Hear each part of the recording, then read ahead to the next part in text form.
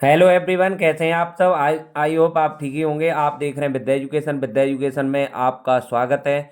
तो आज की वीडियो बहुत इंपॉर्टेंट होने वाली है। हम बताने वाले हैं किस तरह का पेपर आता है, किस तरह का पेपर आता है, और जो बहुविकल्पी आते हैं उनके आंसर कैसे टिक करने हैं आपको।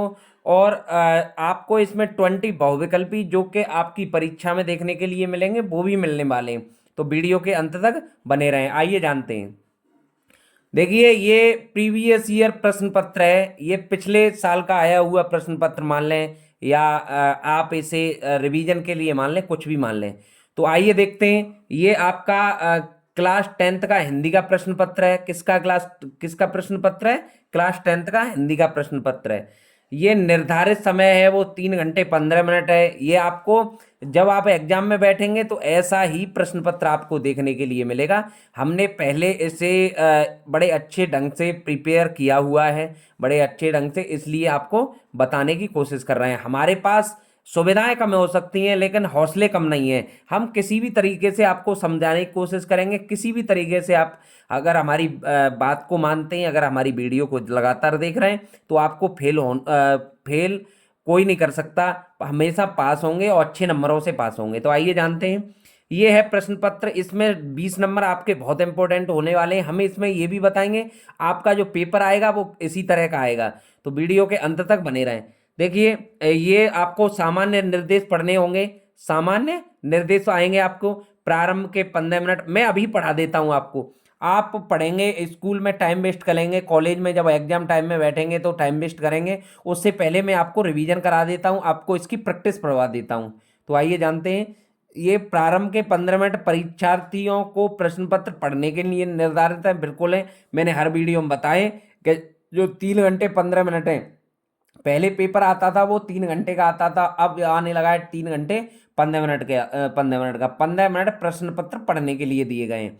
तो ये दूसरा जो पॉइंट है वो है सभी प्रश्न करना अनिवार्य है। बिल्कुल सही बात है। इसमें कोई नेगेटिव मार्किंग नहीं है कि आप सभी प्रश्न कर देते हैं और आपके अगर गलत हुए तो नकारात्मक अंक चले जाते हैं। किसी भी तरह का कोई भी, आपको सभी सावधानी आज बरतनी है। आपको प्रैक्टिस में लानी है ये चीज़ें। तीसरा जो पॉइंट है वो है, यह प्रश्न पत्र दो खंडों में विभाजित है। खंड अ तथा खंड ब में विभाजित है। खंड अ और खंड ब में विभाजित है। खंड अ में 20 अंक के बहुविकल्पी हैं। बिल्कुल जो हम कराने वाले हैं, 20 अंक के जो बहुविकल्पी हैं, हूबहू आपको यही आपको देखने के लिए मिलेंगे। तो आइए जानते हैं। जिनके उत्तर ओएमआर पत्रक पर देने हैं, जो ओएमआर आपको मिलेगी परीक्षा में उस पर देने हैं। चौथा जो पॉइंट है वो है खंड अ में 20 अंक के, अच्छा ये तो पढ़ दिया हमने। पांचवा पॉइंट है वो खंड आ के प्रत्येक प्रश्न का निर्देश पढ़कर केवल प्रदत्त ओएमआर उत्तर पत्रक पर ही उत्तर दें। मतलब आप समझे, ये आपके प्रश्न है, इसे पढ़कर ही 4 विकल्पों के आंसर जो देने हैं वो ओएमआर पर इसे पढ़ने के बाद ही देने हैं। और आगे क्या है, ओएमआर उत्तर पत्रक पत्रक पर उत्तर देने के पश्चात उसे काटे नहीं। बिल्कुल बात सही है। इरेज अथवा व्हाइटनर आदि का प्रयोग न करें। इट मीन समझे, आप अगर एक इस तरह से गोला भरने के लिए 4 ऑप्शन आएंगे। इस तरह से, किस तरह से आएंगे, 1 2 3 4 आएंगे। तो ABCD करके 4 ऑप्शन। लेकिन आपको क्या करना है कि आपको ना ये पहले चूज कर लेना है आंसर कौन सा सही है। तभी अगर आपने ये फिल कर दिया, अगर आपने ये इस तरह से फिल कर दिया, पूरी तरह से आप मानो पूरी तरह से फिल कर दिया, अगर आपको कोई साइड से हेल्प मिल जाती है, या आप बाद में समझ पाए कि इसका उत्तर तो बी था लेकिन हमने ए लगा दिया, आप उसे काटते हैं, आप उसे इरेजर फिराते हैं, आप उसे कट करते हैं, किसी भी तरह का निशान बनाते हैं, तो आपका उत्तर फिर भी गलत माना जाएगा। आप सोच समझ कर क्या भरें, उत्तर भरें।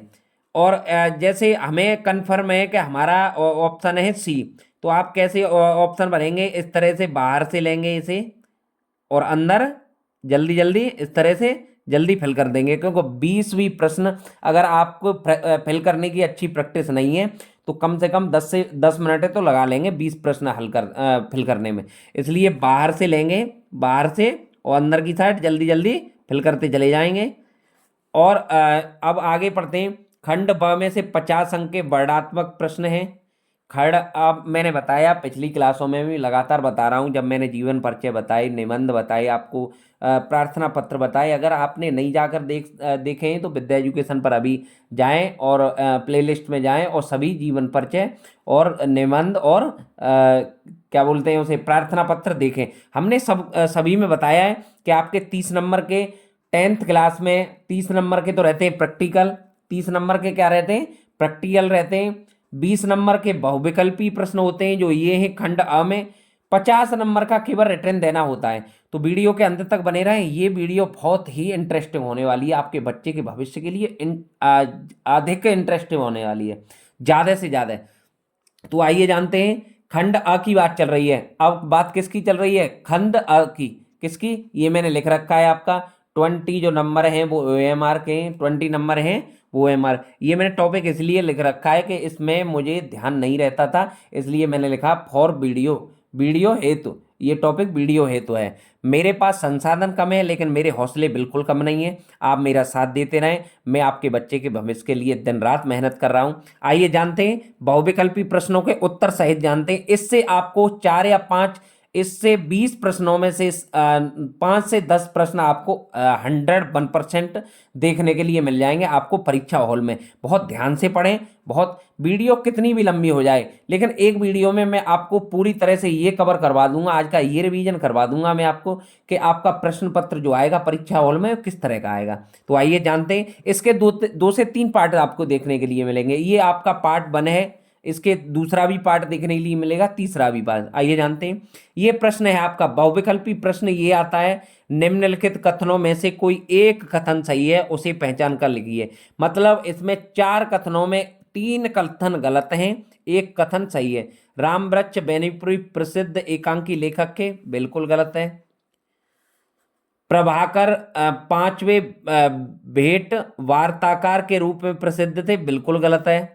अब ये सी सही है, आपका क्या सही है, सी वाला सही है। किन्नर देश में के लेखक राहुल सांस्कृत्यायन है, इसके लेखक हैं वो राहुल सांस्कृत्यायन है, तो इसका ऑप्शन सी सही है। ये गलत है। जयप्रकाश भारती ऐतिहासिक उपन्यासकार के रूप में प्रसिद्ध है, ये बिल्कुल गलत है। ये हम 3 गलतों को अगर छांट लेंगे, अगर 3 गलतों को क्या कर लेंगे, चूज कर लेंगे, चुन लेंगे, तो एक तो सही ऑटोमेटिक मिल जाएगा। वीडियो के अंत तक बने रहें, बहुत पार्ट ये इंटरेस्टिंग होने वाला है। अब सेकंड क्वेश्चन है, मित्रता निबंध के अनुसार विश्वास पात्र मित्र है।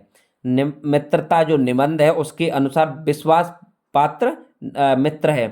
जीवन की एक औषध, जीवन का एक अमृत, जीवन का आधार, पैरों में बंधी चक्की, ये 3 गलत हैं, इसका ऑप्शन ये है। और आपको क्या करना है, मैंने क्या बताया आपको, 4 इस तरह से विकल्प आएंगे, आपको इसमें से जो आंसर सही लगे उसी पर ही फिल करें, इस तरह से उसी पर ही जल्दी जल्दी, जिससे कि आपका टाइम भी बचते। आप पढ़ते जाएं और इसको तुरंत के तुरंत फिल करते रहें। क्या करते जाएं, फिल करते जाएं, बिल्कुल भी देरी ना करें। आप कभी कभी ऐसा होता है कि हम कुछ क्वेश्चनों में हार्ड क्वेश्चन होते हैं उसमें उलझे रहते हैं और पता होता है कि बेल लगने वाली है, उसके क्या होता है फिर, अरे इसके हमने तो उसके फिल भी नहीं कर पाए थे, क्या बहुविकल्पी OMR फिल भी नहीं कर पाए थे। ऐसा कई बार हो चुका है लोगों के साथ में, जो ज़्यादा ब्रिलियंट थे, जो ज़्यादा माइंड लगा दिया उन्होंने कि मैं तो पहले पूरा पूरा पेपर हल करूँगा, उसके बाद में जल्दी जल्दी भर दूंगा, लेकिन वो बाद में वो पछताते रह गए। तो आप इस तरह का कोई कार्य ना करें जिससे कि आपको हानि हो, जिससे कि आपको नुकसान हो, जिससे कि आपको लॉस हो। तो आइए जानते हैं, तीसरा जानते हैं, कंकाल के लेखक है। कंकाल के लेखक कौन है, जयशंकर प्रसाद। कौन है, जयशंकर प्रसाद। 3 प्रश्न, ये 3 इसके ऑप्शन गलत हैं। इसके जो डायरेक्टर है कंकाल के लेखक हैं जयशंकर प्रसाद, ये 3 ऑप्शन गलत हैं। चंद्रगुप्त किस विद्या की रचना है, चंद्रगुप्त है वो किस विद्या की रचना है, वो क्या है, नाटक है। कौन, क्या है, नाटक की रचना है। क्या है, नाटक की। 5th क्वेश्चन देखें, आकाशदीप के लेखक हैं, आकाशदीप के लेखक हैं जयशंकर प्रसाद। आकाशदीप के लेखक कौन है, जयशंकर प्रसाद। आइए अगला जानते हैं, रासो ग्रंथों की भाषा है, रासो जो ग्रंथ है उसकी भाषा है डिंगल। क्या है, डिंगल। ये 3 आपको जब बहुविकल्पी आपको देखने के लिए मिलेंगे तो ये 3 जो ऑप्शन होंगे वो गलत होंगे, एक ऑप्शन सही होगा, उसे ही आपको OMR में भरना है। इस तरह से उसे ही OMR में भरना है। आइए जानते हैं, आधुनिक युग की मीरा है। मैंने एक मीरा बाई, सॉरी, महादेवी वर्मा का एक जीवन परिचय कराया है, उसमें मैंने कहा है आधुनिक युग की जो लेखिका हैं, जो भी कवित्री हैं, जो भी हैं, उसे मीरा को कहा जाता है। किसे कहा जाता है? मीरा को कहा जाता है। तार सप्तक काव्य के संपादक हैं। क्या? तार सप्तक काव्य के संपादक हैं। कौन है? सच्चिदानंद हीरानंद वात्स्ययन अज्ञेय। सच्चिदानंद हीरानंद वात्स्ययन अज्ञेय। आप जान सकते हैं, इससे आपको 5 से 10 प्रश्न आपको अवश्य मिलेंगे, इसलिए कम समय में आप जानने की आज कोशिश करें। आइए जानते हैं। निर्गुण कौन देश को वासी? यह प्रश्न किससे पूछा गया है? यह प्रश्न किससे पूछा गया है? उद्धव से पूछा गया है। किससे पूछा गया है? उद्धव से। उद्धव, निर्गुण कौन देश को वासी, इस तरह से कुछ कहा गया है उनके बारे में। बिहारी किस युग के लेखक हैं? बिहारी किस युग के लेखक हैं? रीतकाल के। किस युग के लेखक हैं? रीतकाल के। आइए जानते हैं। निम्नलिखित में करुण रस का उदाहरण है। निम्नलिखित में करुण रस का उदाहरण है, वो क्या है? करुण रस का उदाहरण क्या है? 11 में का ए है। क्या है? ए है। ब्रज में बिरही लोग दुखारे। ब्रज में बिरही लोग दुखारे। अब आगे जानते हैं। कोटि कुलिस सम वचन तुम्हारा। पंक्ति में अलंकार है। कौन सा अलंकार है? पंक्ति में कौन सा अलंकार है? उपमा है। कौन सा है? उपमा अलंकार है। नव उज्ज्वल जल धार, हार हीरक सी सोहत, बिच बिच छहरत बूध, मीन मुक्ता मन मोहत। इसमें क्या पूछा गया है? इसमें क्या पूछा गया है? निम्नलिखित पंक्तियों में, उपरोक्त पंक्तियों में किस छंद का उदाहरण है? किस छंद का क्या है? उदाहरण है। तो कौन से छंद का उदाहरण है? रोला का। कौन से छंद का उदाहरण है? रोला का। किसका है उदाहरण? रोला का। अनंत शब्द में कौन सा उपकर है? अब देखिए, एक टॉपिक बताते हैं हम आपको। एक है उपसर्ग, एक क्या है? उपसर्ग, एक है प्रत्यय। एक क्या है? प्रत्यय। एक क्या है? उपसर्ग और एक क्या है? प्रत्यय। हमेशा उपसर्ग, उप का मतलब आगे लगाए जाते हैं। उपसर्ग आगे, उपसर्ग हमेशा आगे जोड़े जाते हैं, किसी भी शब्द में आगे जोड़े जाते हैं। प्रत्यय, प्रत्यय का मतलब है पीछे। प्रत्यय का मतलब है पीछे। हमेशा जो प्रत्यय लगते हैं वो पीछे लगते हैं, उपसर्ग हमेशा आगे लगते हैं। इसका विशेष ध्यान रखिएगा, क्योंकि ये कंपटीशन में भी आता है, 10th-12th में भी आता है, आपका ग्रेजुएशन में भी आता है, बीएड में आता है, बीटीसी में आता है। उपसर्ग कौन से होते हैं? जो शब्दों के आगे लगते हैं वो उपसर्ग होते हैं, जो शब्दों के पीछे लगते हैं वो क्या होते हैं? प्रत्यय होते हैं। आई होप आपको ये टॉपिक समझ में आ गया होगा। ये टॉपिक ही समझ लें आप, क्योंकि हमने बहुत अच्छे से डेकोरेट किया है इसे, बहुत अच्छे से समझाने की कोशिश कर रहे हैं। आइए जानते हैं इसमें क्या था। तो उपसर्ग, अनंत शब्द में कौन सा उपसर्ग है? अनंत में अन। अनंत में अन, उपसर्ग का मतलब आगे, आगे का मतलब अन। अब अन का मतलब समझ लिए। इसमें लगी है हलंत, ये पूरा ना नहीं है, इसमें लगी है हलंत। इसका ऑप्शन ये भी सही हो सकता था। इसमें क्यों सही हुआ? अन प्लस अंत, इसका क्या हो जाएगा? अलग अलग, इसका संधि विच्छ के करेंगे तो क्या हो जाएगा? अन प्लस अंत, तब बनेगा अनंत। तब क्या बनेगा? अनंत। इसलिए उपसर्ग इसमें अन है, वो भी आ ना है, वो आधा है। ना है वो कैसा है? आधा है। आइए जानते हैं। वेद पुराण में समास है। वेद पुराण में क्या है? समास है। समास क्या है वेद पुराण में? द्वंद्व समास है, क्योंकि द्वंद्व में क्या होता है? और या योजक चिन्ह लगता है। क्या लगता है? और या योजक चिन्ह। क्या लगता है? और या योजक चिन्ह। हमेशा ध्यान रखिए। द्विग में होता है संख्यावाची, बहुब्रीहि में किसी तीसरे की बात बता रहा होगा। तत्पुरुष समास में क्या होता है? कारक चिन्ह होते हैं। कारक चिन्ह कितने होते हैं? 8। कारक चिन्ह कितने होते हैं? कर्ता ने कर्म को करण से संप्रदान के लिए अपादान से अलग होना, संबंध काकी के संबोधन हे अरे, इस तरह के 8 कारक चिन्ह होते हैं। क्या होते हैं? तत्पुरुष में जहां कारक चिन्हों की बात आ जाएगी, जहां कारक चिन्ह लगना स्टार्ट हो जाएंगे, उन्हें क्या कहेंगे? तत्पुरुष करेंगे। क्या कहेंगे? तत्पुरुष करेंगे। वेद पुराण में योजक चिन्ह है, और का भी शब्द आ जाता है प्रयोग, इसलिए द्वंद्व है। क्या है? द्वंद्व। अगर इसमें संख्या होती तो क्या होता? द्विगु होता। बहुब्रीहि में किसी तीसरे की बात बताई जाती है, उसमें होता है बहुब्रीहि। आइए जानते हैं, आगे देखते हैं। हम आपको छोटे छोटे पॉइंटों को लेकर के टॉपिक भी आपके क्लियर करते चल रहे हैं। क्या करते चल रहे हैं? क्लियर टॉपिक क्लियर करते चल रहे हैं, आपके छोटे छोटे पॉइंटों को लेकर के आपके टॉपिक पूरी तरह से हम क्लियर करते चल रहे हैं। बेफिक्र होइए, केवल हमारे पास सुविधाएं कम हो सकती हैं लेकिन हमारे हौसले बिल्कुल कम नहीं होंगे, क्योंकि हमने एक ही स्लोगन के साथ अपना कार्य स्टार्ट किया था, अब पड़ेगा ग्रामीण और शहरी भारत। इसके लिए हम काम कर रहे हैं और लगातार हमारे इसके कई सारे पार्ट आएंगे, हमें कमेंट में अवश्य बताया करें। आगे देखते हैं क्वेश्चन नंबर 16 क्वेश्चन है, वो है शिकारी का बाण हिरण को लगा। शिकारी का क्या लगा? बाण हिरण को लगा। रेखांकित का पर्यायवाची है। किसका पर्यायवाची है? रेखांकित का।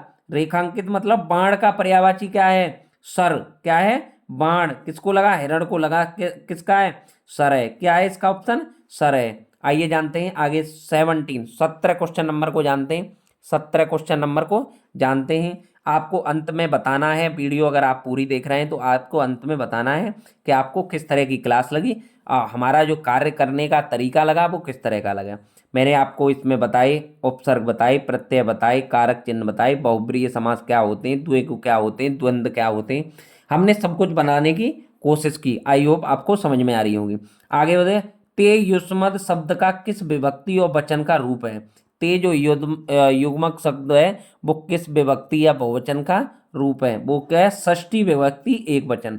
षष्ठी विभक्ति एक वचन। ये हुए 17 प्रश्न। पहले तो हम 20 प्रश्नों को पूरा करेंगे, उसके बाद हम लगातार हम आपको इस वीडियो में पूरा पेपर बता देंगे, पूरा पेपर का एनालिसिस कराएंगे। वीडियो के अंत तक बने रहें।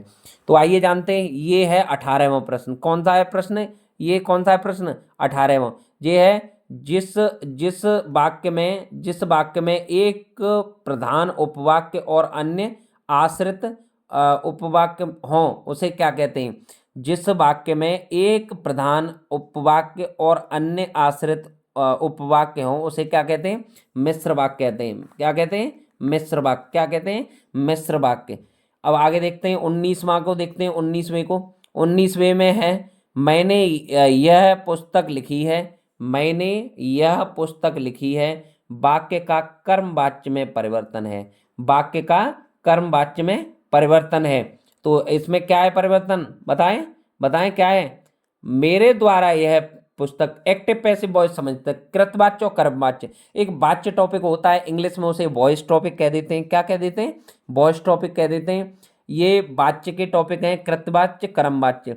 तो ये इसका जो कर्मवाच्य बनेगा, ये कृतवाच्य था, कर्मवाच्य बनेगा मेरे द्वारा पुस्तक लिखी गई। क्या लिखी गई? मेरे द्वारा क्या लिखी गई? पुस्तक लिखी गई। आगे देखते हैं 20वें को। अचानक वर्षा होने लगी रेखांकित पद का परिचय है। अचानक का परिचय है। अचानक का क्या है परिचय? रीत रीतवाचक रीतवाचक क्रिया विशेषण। होने लगी क्रिया की विशेषता है। होने लगी क्या है? क्रिया की विशेषता है। आई होप आपको ये 20 नंबर जरूर समझ में आए होंगे। आगे चलते हैं, वीडियो को अंत तक देखें। ये वीडियो बहुत ही आपके लिए यूजफुल होने वाली है। हमने पहले भी बताया कि हमारे पास समस्याएं हैं मटेरियल की। मटेरियल इट मीन समझ लिए डिजिटल बोर्ड की। अगर आप हमें सपोर्ट करेंगे तो जल्दी ही डिजिटल बोर्ड उपलब्ध कराएंगे। तो आइए जानते हैं, ये है आपका खंड ब जो 50 अंक का है। कितने अंक का है? 50 अंक का। मैं आज आपको पूरे पेपर की एनालिसिस 3 भागों में कराने वाला हूँ। ये आदर्श प्रश्न पत्र फर्स्ट है, इसका प्रश्न पत्र सेकंड की भी मैं व्याख्या कराने वाला हूँ, प्रश्न पत्र थर्ड की भी। अगर आपने तीनों की व्याख्या कर ली तो हिंदी का कोई भी प्रश्न किसी भी तरह का आपके छूट नहीं सकता। आपने कभी भी ना तैयारी की हो, लेकिन इस वीडियो को देखते रहना।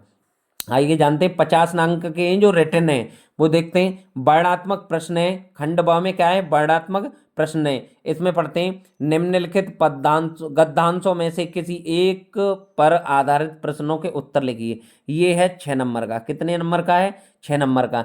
अथवा, अथवा का मतलब क्या होता है? या तो इसे लिखिए या इसे लिखिए, या तो इसे लिखिए या इसे लिखिए। क्या होता है अथवा का मतलब? अथवा का मतलब होता है या तो इसे लिखिए या इसे लिखिए। तो आइए जानते हैं, ये है आपका, यह कोई बात नहीं है कि एक ही स्वभाव और रुचि के लोगों में मित्रता है। समाज में भिन्नता देखकर लोग एक दूसरे की ओर आकर्षित होते हैं। जो गुण हम में नहीं है, हम चाहते हैं कि कोई ऐसा मित्र मिले जिसमें वे गुण हों।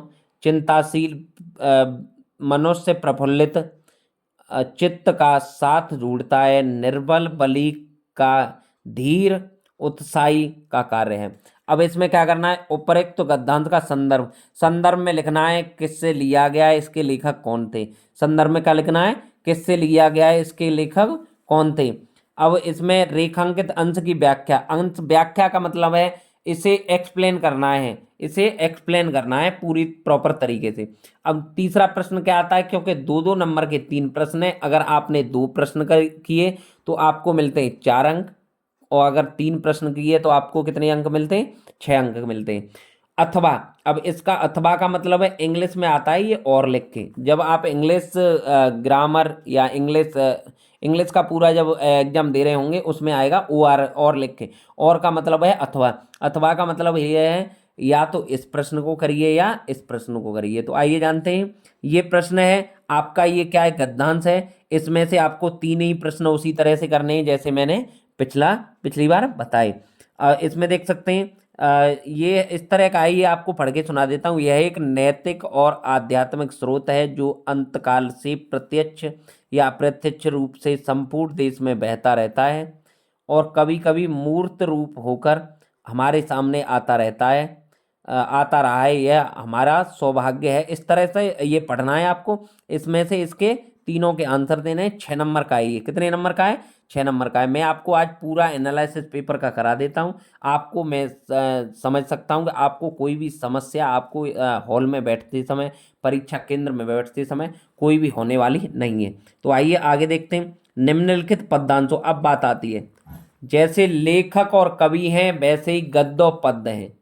ये गद्यांश था, ये पद्यांश है। ये क्या था, गद्यांश था, ये क्या है, पद्यांश है। तो पद्यांश किस तरह का, निम्नलिखित पद्यांशों में से किसी एक, इसके 2 पद्यांश है, ऐसे ही इसमें अथवा लगाया गया। क्या लगाया गया, अथवा। क्या लगाया गया इसमें, अथवा लगाया गया है। अब देखो, एक ये पद्यांश है, पुर तै निकसी रघुबीर बधू धर धीर दये मग में डग है। जल की भरे भाल कनी जल की पुट सूखे गए मधुराधर है।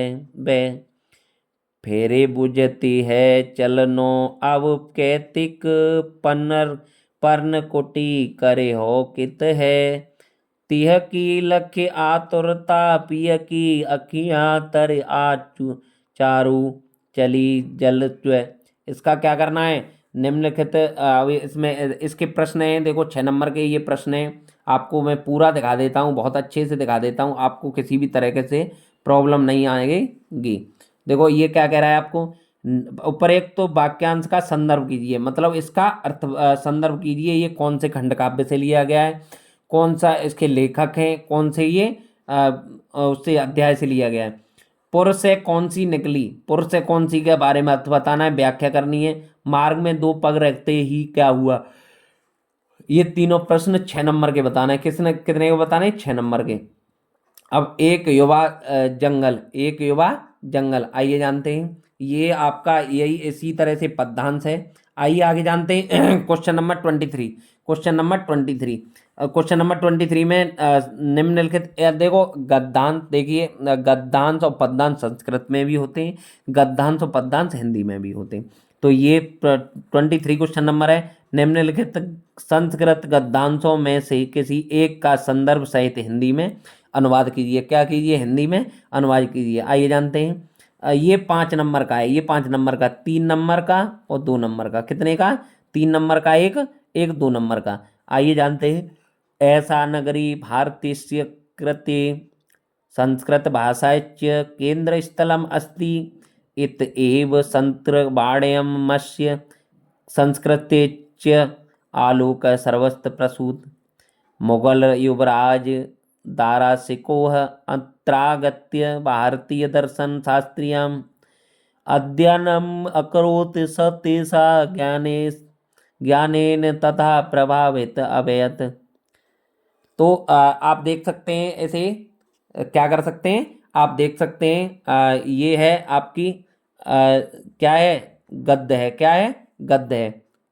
अब आगे ये 5 नंबर की है, इसी का अथवा, अथवा मैंने बताया इंग्लिश में आता है, और क्या आता है, और इंग्लिश में क्या आता है, और हिंदी में क्या आता है, हिंदी में क्या आता है, अथवा। क्या आता है हिंदी में क्या आता है, अथवा। तो इसी तरह से या इसे लिखें या इसे लिखें। आगे देख सकते हैं, निम्नलिखित संस्कृत पद्यांशों में से किसी एक का संदर्भ सहित हिंदी में अनुवाद कीजिए। क्या कीजिए? संदर्भ सहित हिंदी में क्या कीजिए? अनुवाद कीजिए। ये भी 5 नंबर का है। अब मैंने क्या बताया, देखिए, हिंदी में भी गद्यांश पद्यांश थे, संस्कृत में भी गद्यांश पद्यांश है, ये गद्यांश है, ये पद्यांश है, ये 5-5 नंबर के, किसके? 5-5 नंबर, ये आपको प्रश्न पत्र में मिलने वाले हैं। आइए जानते हैं, अब तो बहुत ही ज्यादा महत्वपूर्ण पाठ रह गया है। क्या रह गया है? महत्वपूर्ण पाठ रह गया है। क्या रह गया है? महत्वपूर्ण पाठ रह गया है। अब देखो 25 क्वेश्चन देखो, 25 24 तो ये गद्यांश पद्यांश हो ही गए 5-5 नंबर के। अब 25 प्रश्न देखो, अपने पठित खंड काव्य के आधार पर, अपने पठित खंड काव्य के आधार पर निम्नलिखित प्रश्नों के एक प्रश्न का उत्तर दीजिए। ये एक प्रश्न है 3 नंबर का है। कितने नंबर का है? ये 3 नंबर का। ये हर कोई नहीं कर पाता, ये चैलेंज के साथ कहते हैं, जिसने कर लिया उसकी 95% प्लस बनेगी। क्या बनेगी? 95% प्लस बननी ही तय है। तो कैसे होगा ये आपको इसके बारे में रामायण की तरह नॉलेज होनी चाहिए, इसके बारे में पूर्ण ज्ञान होना चाहिए, तब कर पाएंगे। जैसे मुक्तिदूत खंड काव्य के चतुर्थ सर्ग की कथावस्तु संक्षिप्त में लिखी है, और आपको पता ही नहीं है चतुर्थ सर्ग या क्या होता है, तो आप कैसे कर पाएंगे? आइए जानते हैं। ये आपको कितने खंड दिए गए? जहाँ तक दिए गए, इसमें से कोई एक कर देंगे आप, तो आपको क्या मिल जाएगा? 3 नंबर मिल जाएंगे। जैसे ज्योति जवाहर खंड काव्य की ऐसी घटना का उल्लेख कीजिए जिसने आपको सर्वाधिक प्रभावित किया हो। अग्र पूजा खंड काव्य के पंचम सर्ग की कथावस्तु संक्षेप में लिखिए। देख रहे हो, मेवाड़ मुकुट खंड काव्य के पृथ्वीराज सर्ग का कथानक परिचय दीजिए, जो भी है। जय सुभाष खंड काव्य के सप्तक सर्ग की, ये आपको पूरी तरह से, आपको रामायण की तरह आपने वीडियो देख ली होगी, तभी इसे कर पाएंगे। आइए जानते हैं 26 नंबर जो प्रश्न है उसका हमने बहुत अच्छे तरह से विश्लेषण किया है। ये आपका प्रश्न है 26, और 26 में ए और बी, का और ख, ए और बी दिए 5-5 नंबर के। ये 10 नंबर का है, 10 मार्क्स का है। कितने का है? 10 अंक का, 10 प्राप्तांक के अंक बोले, 10 नंबर का है ये 26। इसके ए और बी 2 पार्ट है, और इसके 2 पार्ट मैंने हमने बहुत अच्छी तरीके से कराए हैं। कहाँ कराए हैं?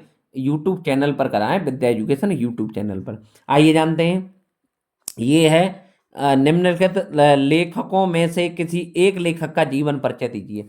हमने बहुत अच्छे तरीके से सिखाए, हमने कराया रामसारी सिंह दिनकर का, हमने कराया राजेंद्र प्रसाद का, हमने कराया जयशंकर प्रसाद का। 3 जीवन परिचय इसके बहुत अच्छे तरह से, विद किसके?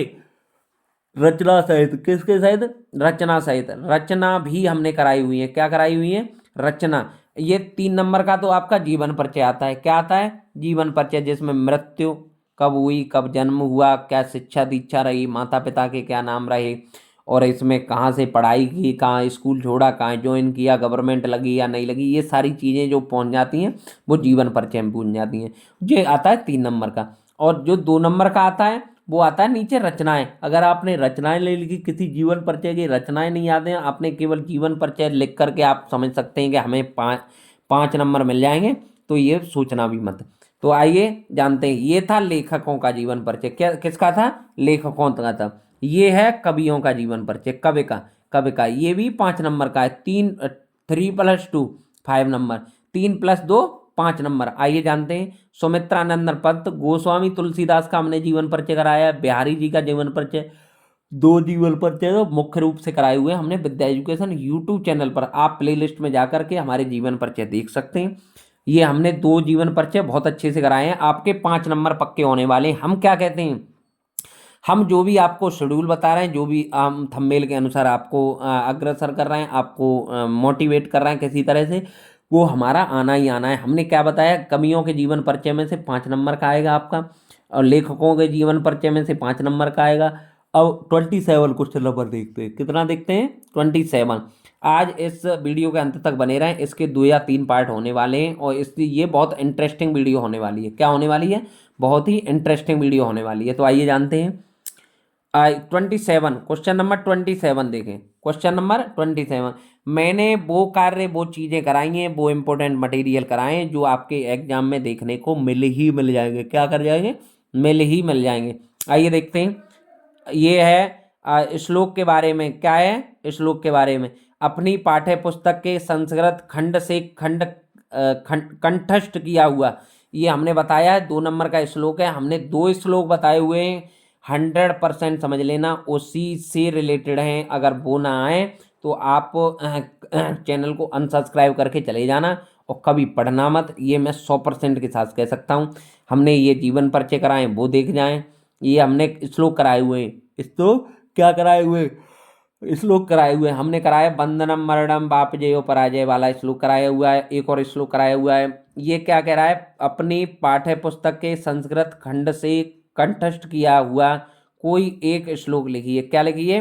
कोई एक श्लोक लिखिए जो इस प्रश्न पत्र में ना आया हो। जो इस प्रश्न पत्र में आया ना हो वो श्लोक लिखना है आपको। क्या लिखना है? वो ही श्लोक लिखना है जो इस प्रश्न पत्र में ना आया हो। देखते हैं। भाई की शादी में शामिल होने के लिए 3 दिन के अवकाश हेतु प्रधानाचार्य को पत्र। मतलब भाई जी की शादी में शामिल होना है आपको। और ये हमने श्लोक 2 नंबर का करा दिया आपको। इसमें मिलने वाले हैं आपको 2 मार्क। कितने मिलने वाले हैं? 2 मार्क, जो कि हमने करा रखा है। ये हमने करा रखा है भाई। देखो, ये वाला हमने प्रार्थना पत्र करा रखा है। अब इसमें क्या है? इसमें भी अथवा आ गया। इंग्लिश में इसे कह देते हैं और क्या कह देते हैं? इंग्लिश में और कह देते हैं। अब देखो, भाई की शादी में शामिल होने के लिए 3 दिन के अवकाश है प्रधानाचार्य को प्रार्थना पत्र। क्या? प्रधानाचार्य को प्रार्थना पत्र। अब देखो, ये 4 नंबर का मिलने वाला है आपको। हमने करा दिया, ये हमने विद्या एजुकेशन यूट्यूब चैनल पर करा दिया। ये इसमें आने वाला है आपका आने वाले समय में, और ये हमने करा दिया तो आपको फ्री के 4 नंबर मिले ना। अब समझे, या तो इस प्रार्थना पत्र को करके आए या इस प्रार्थना पत्र को करके आए। किसे? या इसे करके आए या इसे करके आए। अब समझ लें, या तो ये याद है तो अच्छे से ये कर गए हैं, और नहीं तो क्या है? अपनी विशेष रुचियों का उल्लेख करते हुए अपने मित्र को एक पत्र लिखिए। मतलब अपनी विशेष इच्छाओं को जागृत करते हुए, इच्छाओं को, जैसे दोस्तों को कोई बात बता देते नहीं, अपने अंदर की जो रुचि होती है उसी के अनुसार बताया गया है। अब देख सकते हैं, ये आपको 4 नंबर पक्के होने वाले हैं। कितने नंबर होने वाले हैं पक्के? 4 नंबर। कितने नंबर? 4 नंबर। अब देखो, 5 नंबर, 5 नंबर, 2 नंबर, 4 नंबर, ये सब कुछ हमने करा रखा है। विद्या एजुकेशन पे जाएं अभी और प्ले लिस्ट में देखें जाके। 100% आपको ये मिलेगा।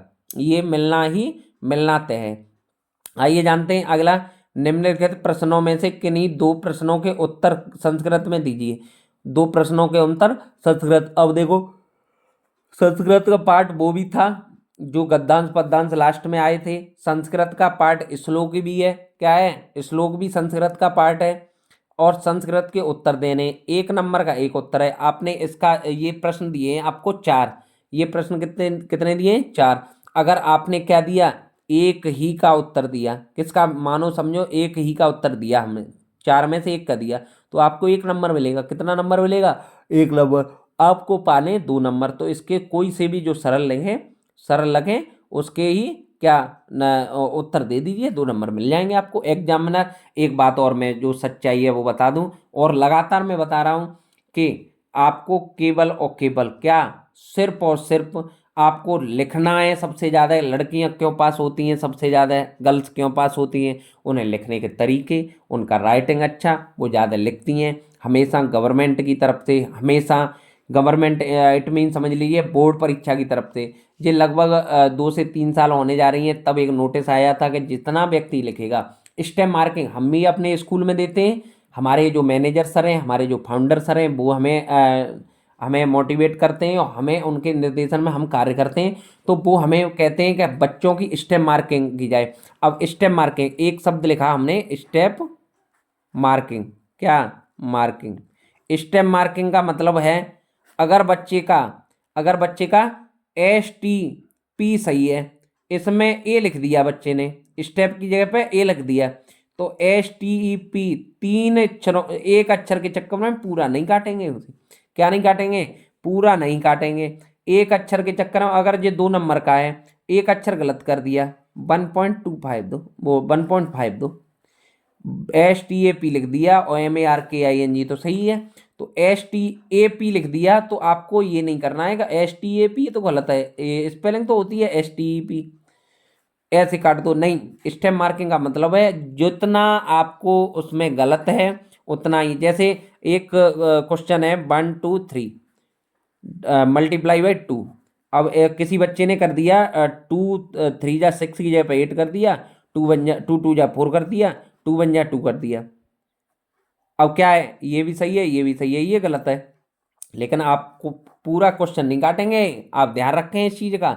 आप पूरा क्वेश्चन नहीं काट पाएंगे। स्टेप में मार्किंग का मतलब है जितना बच्चे ने सही किया है। ये प्रश्न था आपका 2 नंबर का, कितने का था, 2 नंबर का। 8 गलत कर दिए उसने, जहां आना था 6 कर दिया 8। तो आप क्या करेंगे, इतने नंबर देंगे 1.5। कितने नंबर देंगे, आधा नंबर काट सकते हैं। स्टेप मार्किंग का मतलब है बच्चे ने जितना संघर्ष किया है, जितना मेहनत की है, उसका फल मिलना ही चाहिए। इसलिए अगर ये भी एक कंपटीशन है। सीबीएसई बोर्ड वाले स्टेप मार्किंग दे रहे हैं, यूपी बोर्ड वाले नहीं दे रहे थे, तो उनका जो बच्चों का झुकाव था वो सीबीएसई बोर्ड की तरफ चला गया था।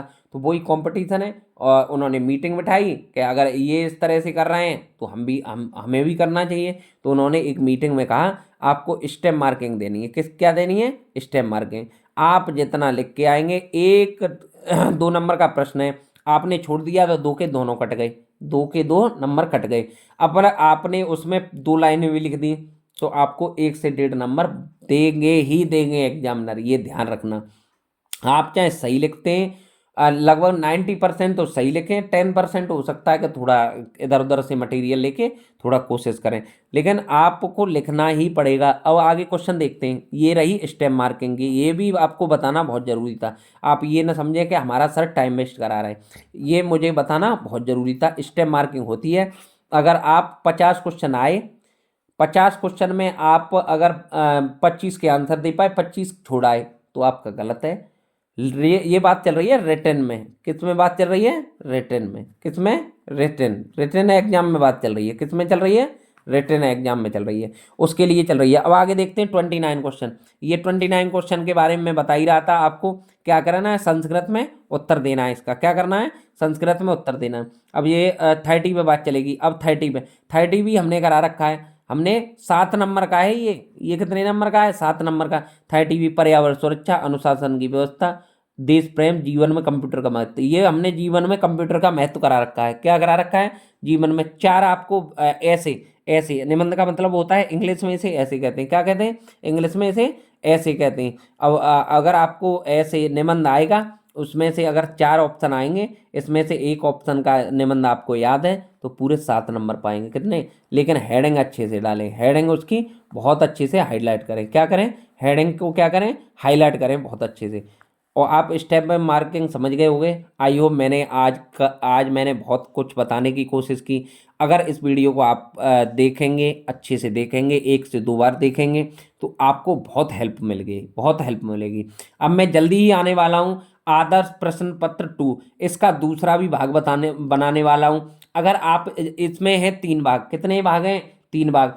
3 भाग के बाद मैं आपको पूरा मॉडल के बारे में बताऊंगा। देखिए, मैं आपको मॉडल के बारे में जब ही बता पाऊंगा, आप मेरी बताई हुए कार्य को करेंगे, आप मेरी बताई हुई वीडियो को पूरी तरह देखेंगे। क्योंकि आपको मैं एनालिसिस करा रहा हूँ, बहुत अच्छे तरीके से करा रहा हूँ। आपको किस तरह का प्रश्न पत्र आने वाला है उसका एनालिसिस मैं करा रहा हूँ, लगातार करा रहा हूँ। और मैं ज़्यादा ना समय को गवाते हुए मैं कहूँगा आपसे कि आने वाली जो दूसरा पार्ट है, इसका दूसरा पार्ट उसे भी देखें। अगर आपने कभी नहीं पढ़ा है और ये अगर लगातार आप पार्ट देख रहे हैं, लगातार मेरी वीडियो देख रहे हैं, लगातार पार्ट देख रहे हैं, तो आपको घबराने की ज़रूरत नहीं है। आपको फेल कोई नहीं कर सकता, आपको हर व्यक्ति पास करेगा, आप अच्छे नंबरों से पास होंगे। तो ज़्यादा ना समय को गवाते हुए इसी के साथ जय हिंद।